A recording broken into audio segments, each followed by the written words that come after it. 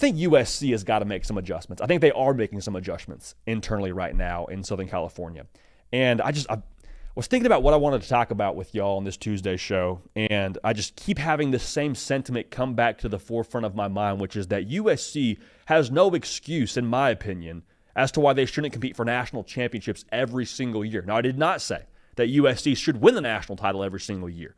But looking at what that brand is, looking at who their head coach is, looking at the way they've adjusted over the course of the last even year and a half, I have a ton of belief in USC, and I have a ton of belief in where they're headed. And I think legitimately how they're structured, they should compete for national titles every single year. Now, I want to also be clear about this. I have some bias baked into this opinion.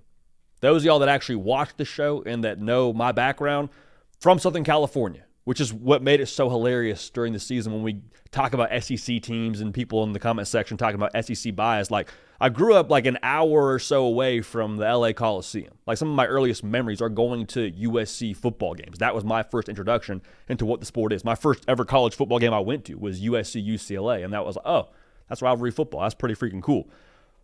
So I have some bias here. I have outrageously high standards for USC.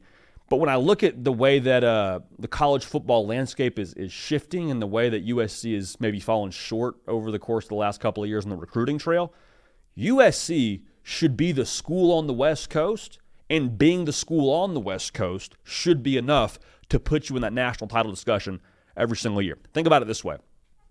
There's a handful of states across the U.S. where if you dominate recruiting in that state, you should be able to compete for national titles. That's Texas, that's Florida, that's Georgia, that's California. Look at what Georgia's done in that state. Pretty much dominated, right?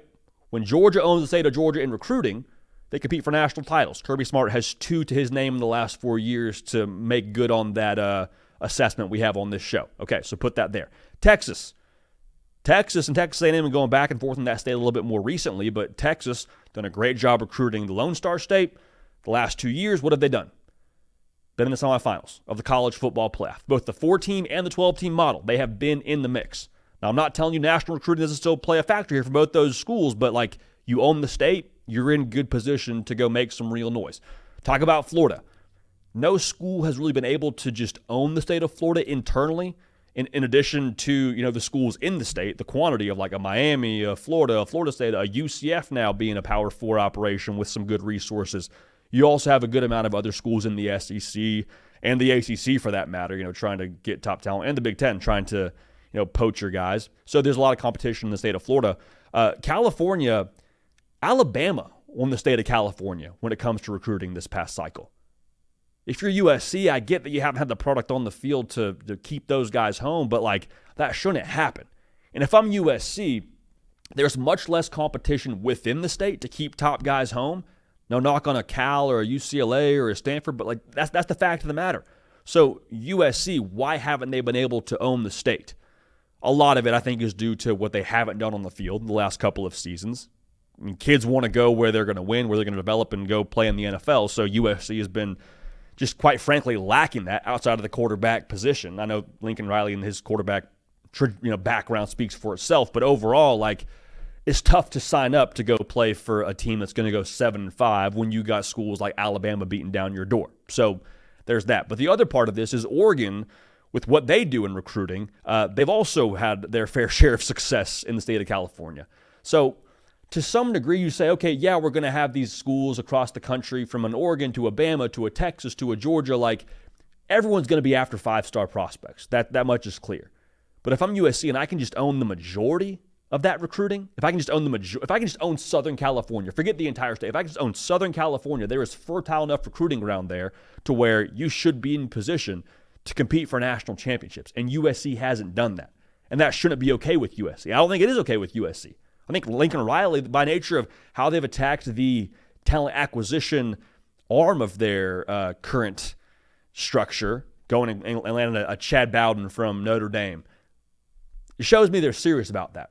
And so when you take all of that and you pair it with what USC has been historically, the frustration for me as someone who grew up in the shadow of what USC is like, the blueprint is right in front of you to be successful at USC. Like, look at what Pete Carroll did. And I get it's a different time. I get it's the BCS era, which we'll talk about later in the show, actually.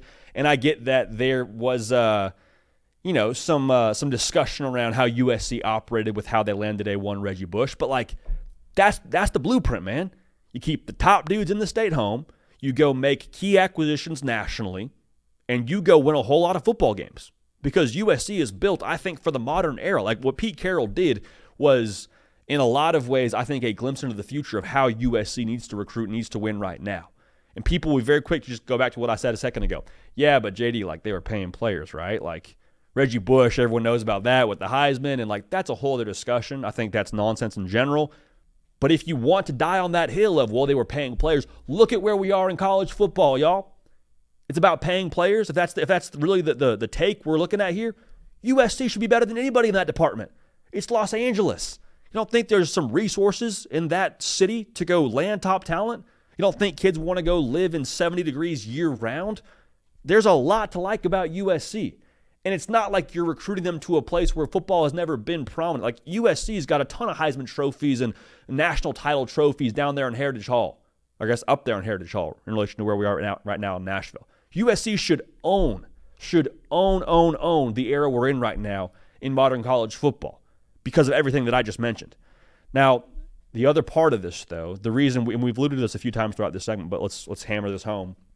The product at USC needs to speak for itself. We can talk about NIL, we can talk about history, but if you're not winning football games and these kids don't believe they have a chance to go compete for national titles and right along with that go get drafted to the NFL, then it's all for naught. Outside of the quarterback position, then it's all for naught. And so in some ways now, people are going to be asking, well, JD, you say that about USC, and you say that about what Pete Carroll was and about the structure and all those things. Why are the lights not on yet? Why is USC not competing at the highest level? Question to follow up with that, do you have the right guy in Lincoln Riley? And my answer to that is Lincoln Riley of 2 years ago was not yet the right guy, even though they had success on the field and they had success in the Pac-12. But, like, I think Lincoln Riley, by nature of how he has slowly but surely adapted, I think he's becoming the right guy.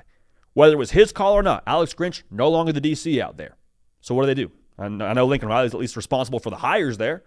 He's responsible for bringing a Danton Lynn and helping that defense be what they were a year ago, improved by a full touchdown. Okay, so they're adapting on defense. I mentioned the way that they are playing ball more now on the talent acquisition side, going to land in Chad Bowden from a team that played for a national title last year, your rival in Notre Dame. More years than not, you're going to have a dude at quarterback as long as Lincoln Riley is your head coach. So if you can tell me the other things are going to round into form, defense, other recruiting, things that go along with that, like, okay, I feel good about USC here in the future. So the obstacle and the advantage for USC, I think, is kind of both linked to what the Big Ten is.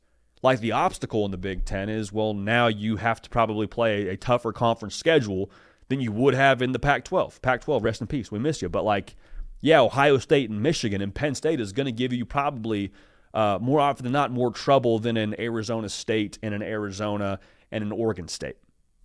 No shade to those schools, but that's just the reality.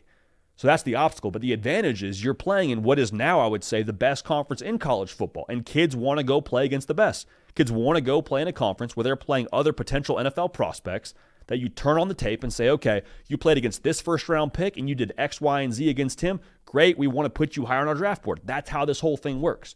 So for USC, it's all about pushing this snowball up the hill. And when it gets rolling, I think USC has a better chance than some other schools to get it rolling pretty quickly when it gets going downhill.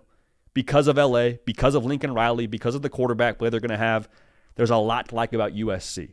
So for me, they should compete in the national title picture every single year, and there's no excuse for them not to. And I think Lincoln Riley knows that. I think he understands that's what the brand demands. Just because it hasn't happened now, the last couple of seasons, doesn't mean that it won't happen in the future.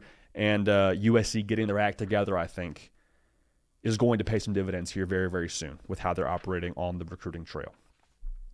2026, the Trojans off to a hot start from what we can gather. Very curious to keep a pulse on that. Again, if you haven't yet tuned in to this show and subscribed, love to have you all a part of this. College football year round. We have a good time on this show, man. I'll say that much.